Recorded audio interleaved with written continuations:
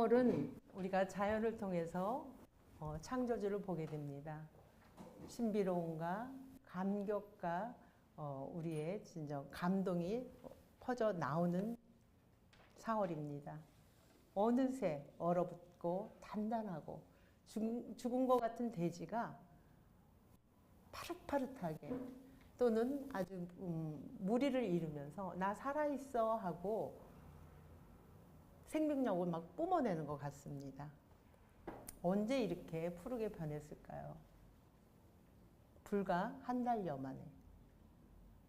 우리의 단단하고 굳어있는 냉랭한 마음들을 그 자연을 통해서 우리가 창조주를 보듯이 앙상했던 나무가지들, 운전을 하고 오던가 우리가 운동을 하고 걸을 때 그 연초록의 잎들이 살랑살랑 흔들면서 자신의 살아나는 걸 가시하듯 춤을 추는 것 같습니다. 봄의 소식을 알리는 전령사 개나리도 봄을 아직도 미련이 있는지 군데군데 남아있더라고요. 또 나 좀 봐달라고 자세히 보아야 알 수 있는 제비꽃. 나 여기 있어, 나 살아있어 하고 또 우리가 걸어가다 보면 힘들 때 우리의 발길을 멈추게 하는 돌과 돌 사이에 조그만 흙 사이에 용케 피어난 민들레꽃을 보면 그 자리를 멈추고 우리의 눈은 그 자리에 스톱하는 것을 볼 수 있습니다. 자연을 통해서 나도 살아있고 너도 살아있고 우리도 살아있는 것을 우리는 볼 수 있습니다. 코로나의 긴 여파로 그거 아니래도 우리는 힘든 삶을 살았는데 3년이 가는 그 여파로 너무 힘든 우리들이 또 4월의 봄바람은 지쳐있는 우리의 마음을 잠시라도 우리의 숨통을 열어줄 때도 있는 것 같습니다. 꽃과 나무, 그 생명이 있는 풀꽃들이 아 너도 살아있구나, 나도 살아있어, 여전히 살아있구나, 우리들은 살아있구나 하며 반갑게 나에게도 인사를 하고 자신들에게도 인사를 하는 것 같은 그러한 생명의 신비를 지금 우리는 보고 있습니다. 더 나아가서 지난 주일이 부활주일이었죠. 그 부활의 신비도 우리는 그 자연을 통해서 경험하게 됩니다. 이렇게 자연은 위대하고 우리의 시름을 잠시라도 잊게 하는데 왜 4월은 잔인한 달이라고 시인은 얘기했을까요? 과연 무엇 때문에 4월은 잔인한 달, 무슨 연유로 그런 말을 했는지 한번 생각해 봅시다. 우리가 사는 지금 지구, 우리가 살고 있는 이 시대는 너무너무 최첨단의 시대를 살고 있어요. 핸드폰 하나를 갖고 온 세계가 소식을 주고받으며 과거가 아닌 지금 현재의 모든 소식을 알 수 있는 그러한 정보사에 살고 있습니다. 그런 시대에 러시아는 우크라이나를 침공하게 됩니다. 우리하고 아무 상관이 없을까요?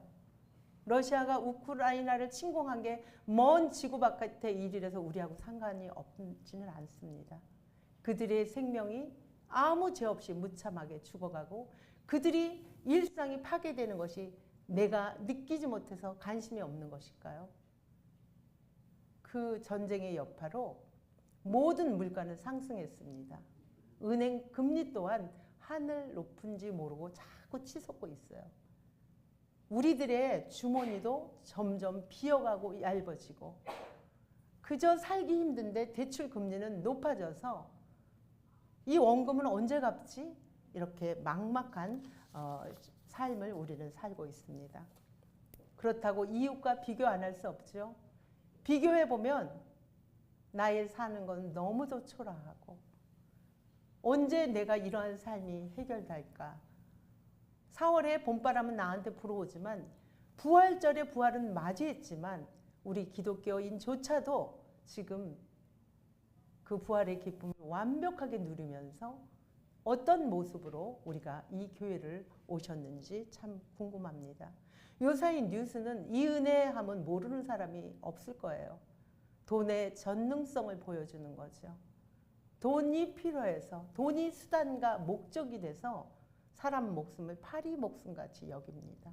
그러나 이게 이 은혜 사건만이 아니고 뉴스를 자세히 살펴보면 우리가 안 봐서 그렇지 이것이 너무도 비일비재한 그런 사회가 됐어요.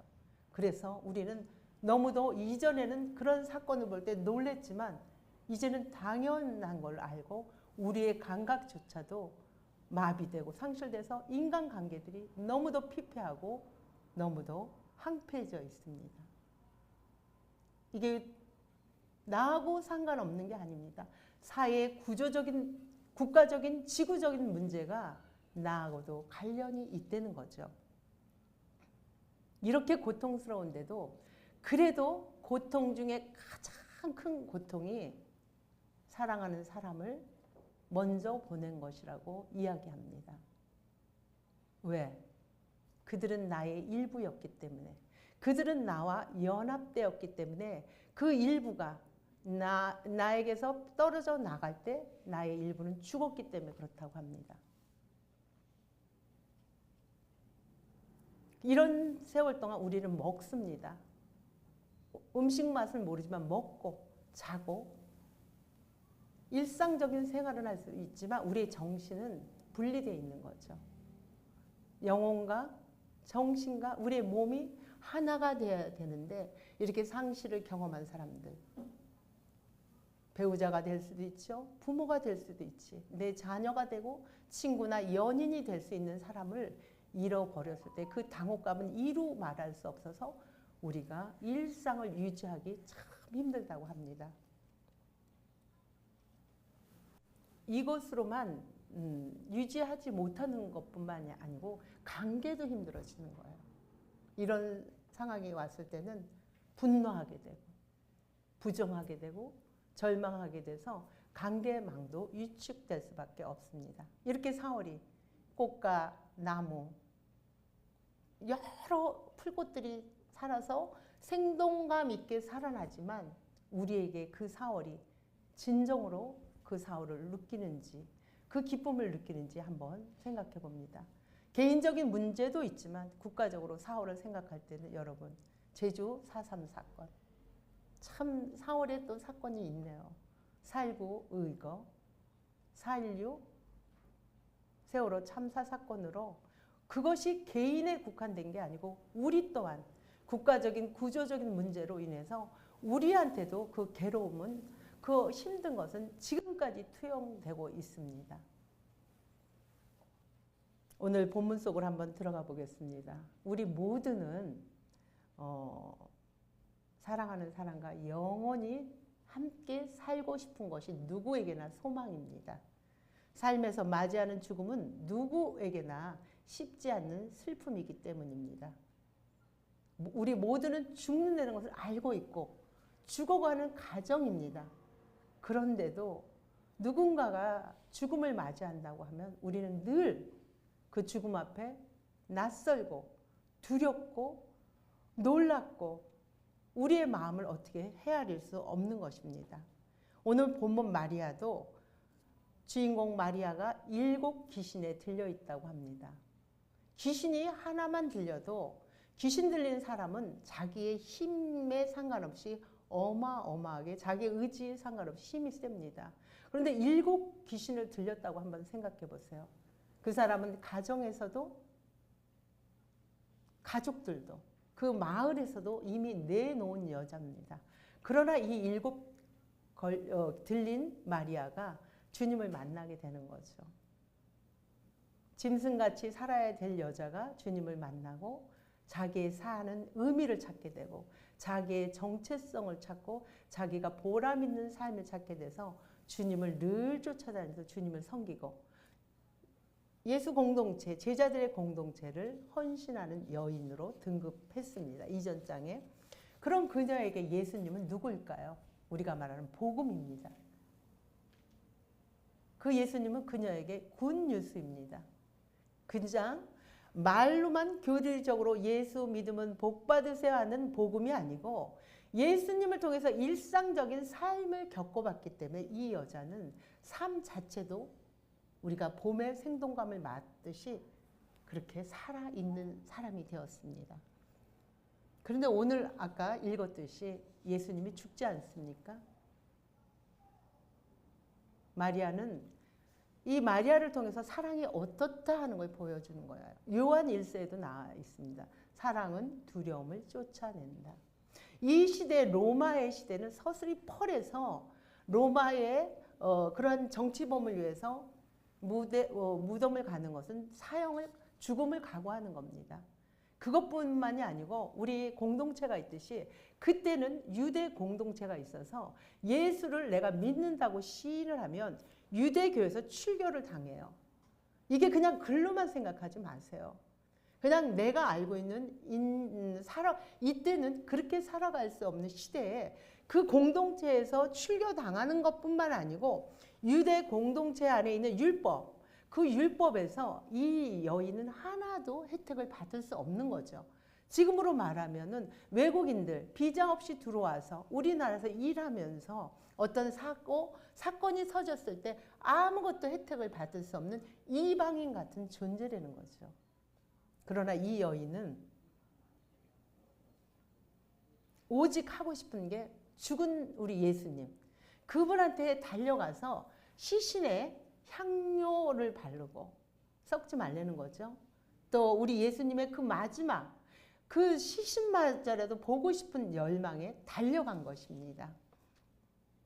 그런데 성경을 읽었듯이 달려갔으면 예수님이 계셔야 되는데 예수님의 무덤은 빈 무덤입니다.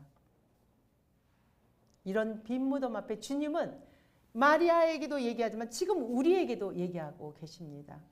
빈 무덤이지만 너희는 내 약속을 믿고 나를 찾으라 하십니다.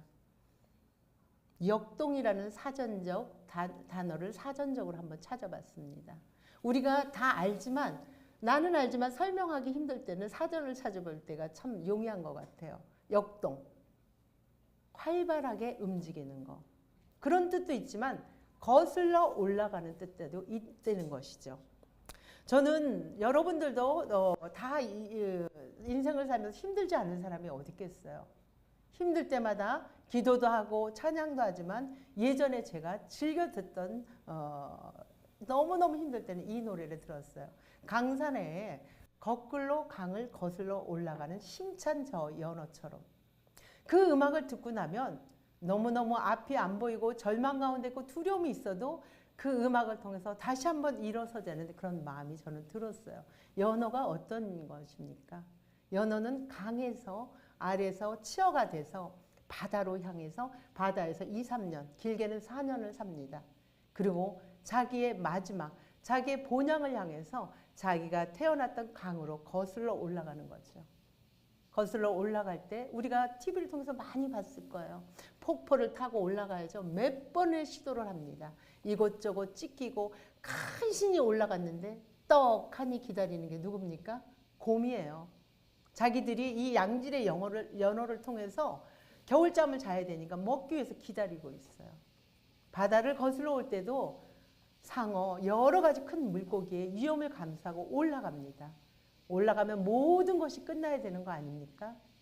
그러나 거기에서 연어는 많은 자기의 생명들을 낳고 자기는 죽고 그것이 또 주변의 피조 세계의 먹잇감이 되는 거죠.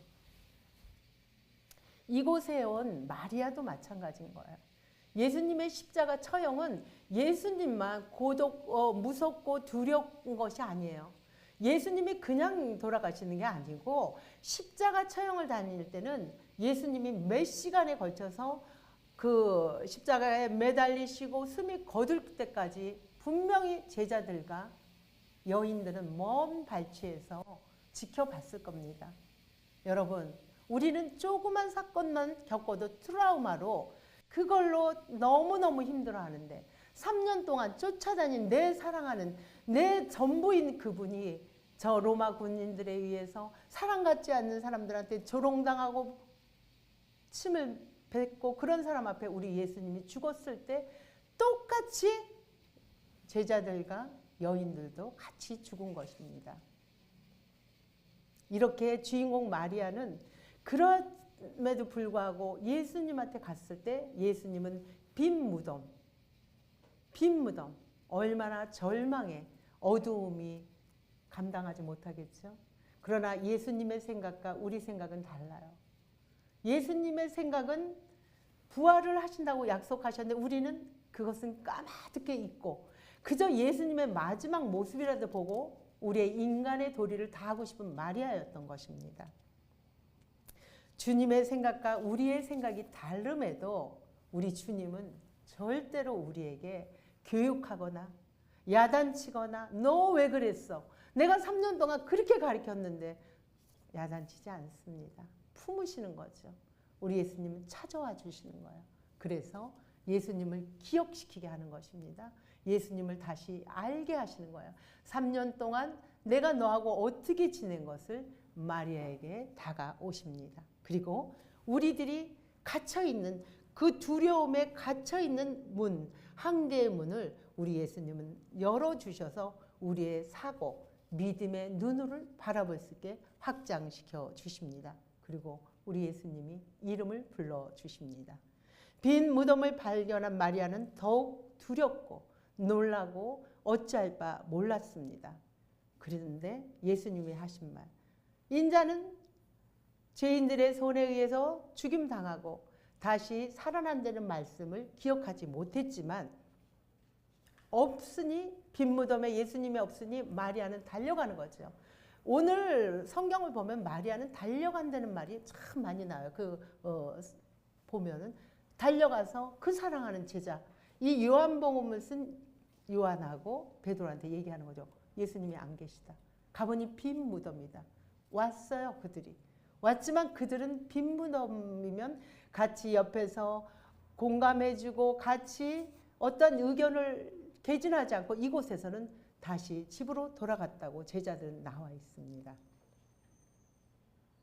그러나 우리 주님은 그렇게 절망하고 있는 마리아한테 다가오십니다. 다가오셔서 그 두려움이 그 자리를 포기하지 않고 연어가 죽음을 각오하고 올라가듯이 그 두려움, 감옥, 그들의 눈을 무서워하지 않고 그 자리를 지킨 것이 두려움을 주님을 만나는 사건이 됩니다. 두렵고 지쳐있는 그 자리에 우리 주님이 찾아오셔서 이름을 불러주시는 겁니다. 지금도 우리 주님은 우리에게 각자의 이름을 불러주십니다. 친근하게 다가온 마리아, 그러나 부활하신 주님을 너무 생명도 있지만 부활체로 바뀌었기 때문에 우리 눈으로는 알아보지 못하는 거죠. 그러나 우리 주님은 알아보지 못하는 마리아를 이름을 불러주시는 거예요. 여러분들이 잘 아는 김춘수 시인의 꽃을 제가 한번 읽어보겠습니다. 내가 그의 이름을 불러주기 전에는 그는 다만 하나의 몸짓에 지나지 않았다. 우리 주님이 마리아의 이름을 부르기 전에는 마리아는 주님을 주님으로 알아보지 못하고 동산지기로만 알고 있었던 거죠. 마리아에게는 동산지기는 아무 의미가 없는 존재입니다. 나하고는 관계가 없는 사람이라는 거죠. 그러나 내가 그의 이름을 불러주었을 때 그는 나에게로 와서 꽃이 되었다. 주님이 불러주신 그 이름으로 주님을 인식하게 되는 것입니다. 주님과 마리아가 관계가 맺어지는 것입니다. 의미가 있는 존재가 됐다는 거죠. 어떻게 해서? 주님이 부르던 그 목소리, 늘 마리아와 함께 있던 그 부드럽고 따뜻한 목소리가 마리아야 부를 때 그 마리아의 소리에 그동안 주님하고 함께 있던 공동체 생활, 함께 식사를 하며 함께 기쁘고 함께 슬프고 어떨 때는 감격도 하고 어떨 때는 아파도 했던 그 주님의 목소리가 기억났던 것입니다. 주님을 만나는 사람은 이렇게 살아나는 인생이 됩니다. 우리 주님도 우리를 성경 속에서 만났을 때 가장 약한 세리들, 창녀들, 그 밑바닥에 있는 사람들이 살아났던 것입니다. 우리 주님은 이렇게 봄바람처럼 우리들을 살리는 사람 분이십니다. 여러분들은 부활주를 지나고 지금 이렇게 주님을 만난 것 같이 다시 만난 주님과 같이 기쁨과 안도감으로 이 자리에 앉아 계신지요. 그러나 마리아는 죽은 줄만 알았던 주님이 살아나심을 보고 너무 좋아서 주님을 만지려고 합니다. 그러나 우리 주님이 붙잡지 마라. 우리는 이것을 통해서 오해할 수 있어요. 그 전에 주님과 동고동락했던 주님이 왜 만지지 말라고 했을까? 주님이 살아나는 거에는 목적이 있는 거죠. 우선순위가 있다는 거예요. 너랑 나랑 인간의 감정으로 지금 이 일을 하기에 앞서 나는 아버지께 올라가야 되고 너희들도 그 일들을 해야 되는 거. 다시 기억하는 거죠. 요한복음은 그렇게 말했지만 누가복음에서는 내가 죽지만 다시 살아나는 거. 나는 죽지만 하나님이 다시 나를 살리신 거. 이것을 주변에 있는 사람들한테 알리는 것이 우선순위였기 때문에 인간적인 감정에 울고 기뻐하고 슬퍼하는 것을 우선 멈춤을 주님은 시작하신 것입니다. 그럴 때 마리아는 선생님하고 부릅니다. 처음 만나서 감격할 때는 선생님이라고 부르지만 마리아도 바뀌는 거죠. 주님을 보았다고, 내가 주님을 알았다고, 그리고 주님을 증거하는 여인으로 바뀌는 겁니다. 그러나 여기서 우리가 문맥을 자세히 보면 그렇게 수제자인 베드로, 요한, 이들은 마리아가 이 소식 듣고 또 달려가는 거죠. 달려가는 여인입니다. 달려가서 예수님이 살아나셨다. 내가 그 예수님을 봤다.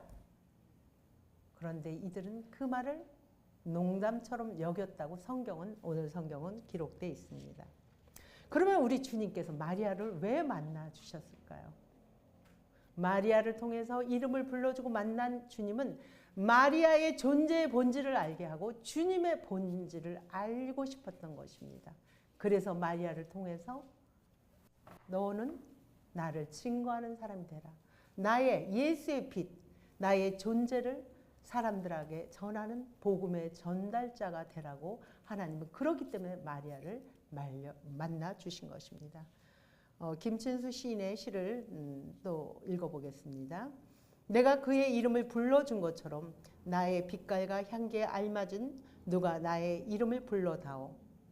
주님이 각자의 이름 마음속으로 한번 불러보십시오. 영희야, 불러준 것처럼 주님의 빛깔과 향기, 다시 말해 주님이 생명을 살리는 일에 너도 한번 일해보지 않겠니? 부르시는 거라고 들립니다. 주님을 모르고 주님을 알지만 낙심해서 힘들게 살아가는 자에게, 그런 이웃들에게 소망을 주는 것이죠. 절망 있는 곳에 소망을 주는 겁니다.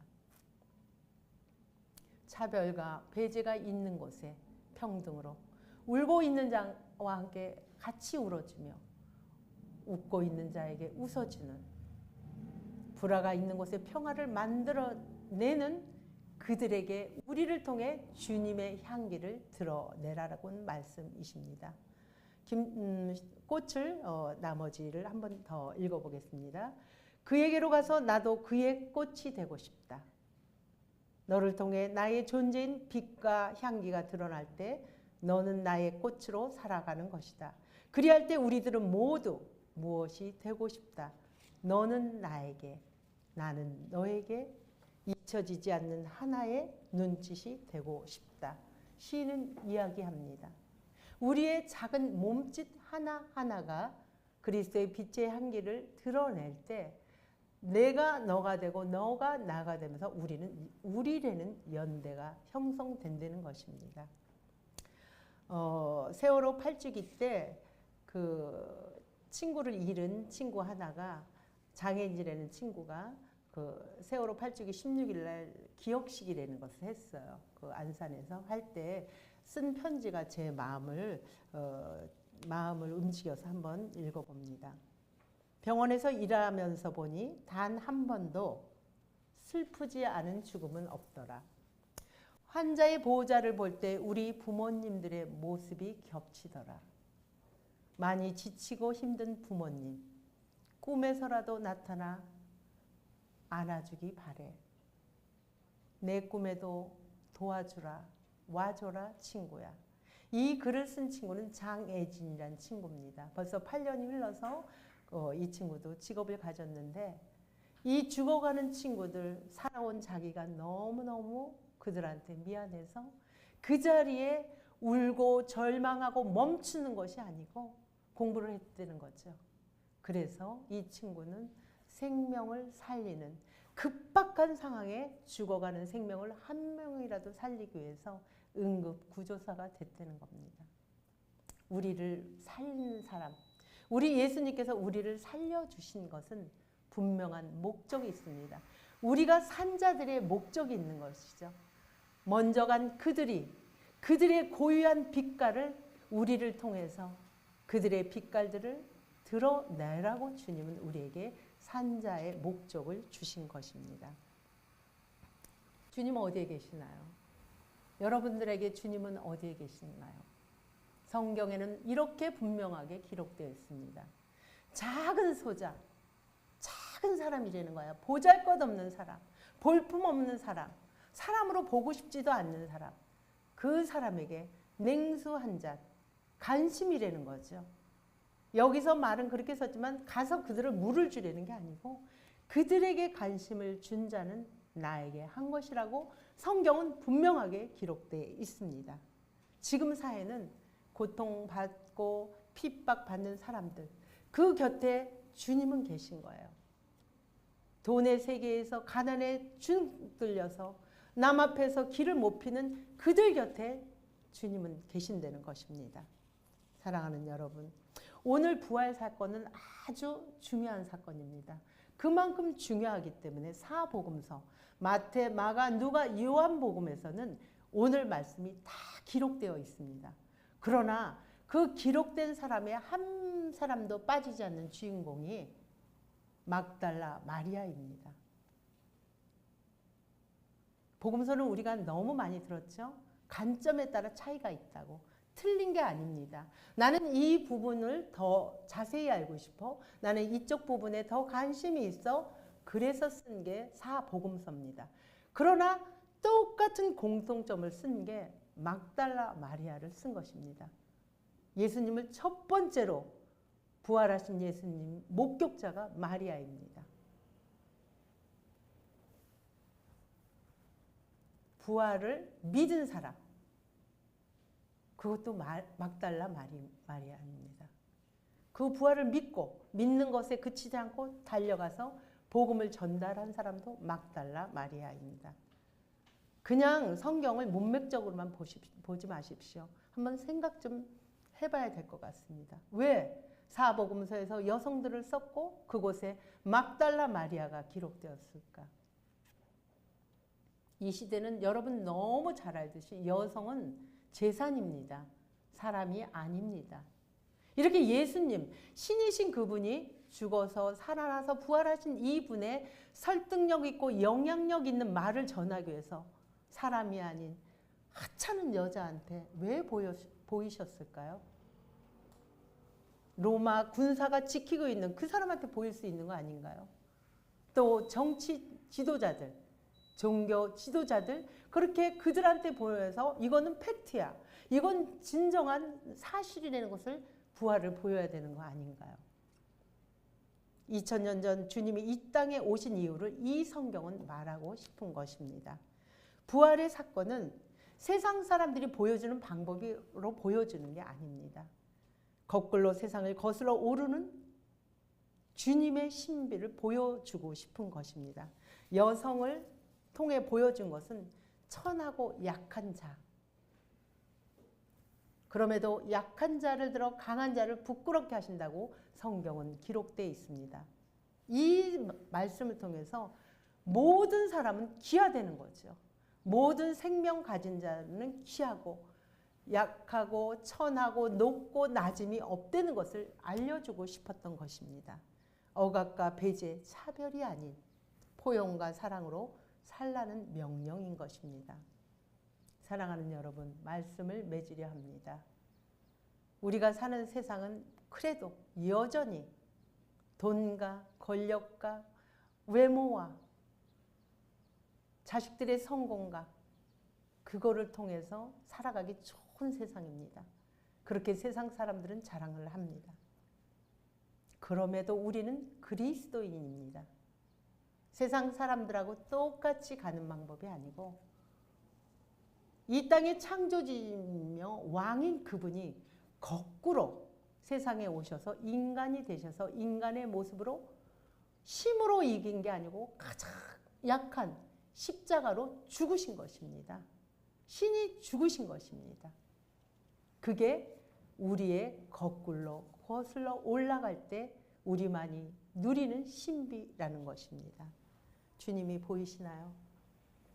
이웃을 통해 주님을 볼 수 없다면 지금 내 옆에 계셔서 주님이 아무리 영이야 영이야 크게 외치고 외쳐도 들릴 수가 없습니다. 왜?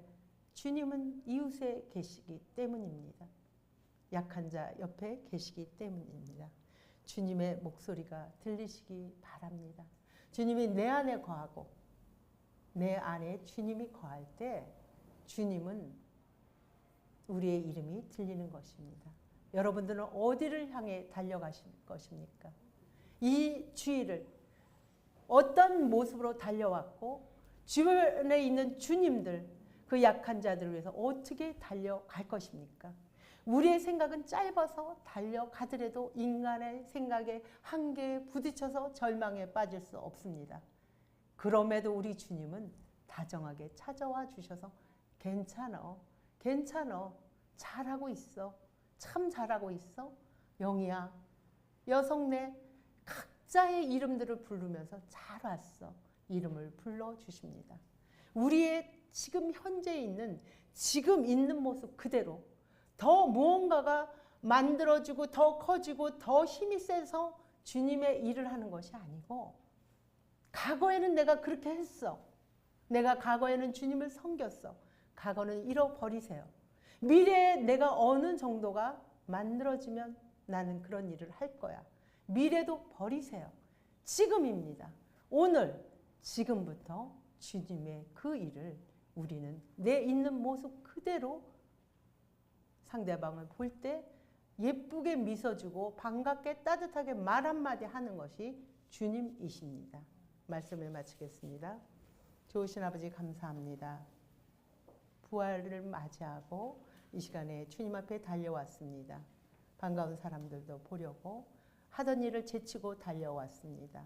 그러나 우리 마음속에 아직도 어둠과 절망이 있다면 주님 우리에게 찾아와 주셔서 우리를 안아주시고 우리의 이름을 불러주셔서 우리가 살아가야 될 정체성, 우리의 목적을 갖고 지금 이 자리에서 그 작은 일들을 실현할 수 있는 용기와 지혜를 허락해 주옵소서. 예수님 이름으로 감사하며 기도드렸습니다.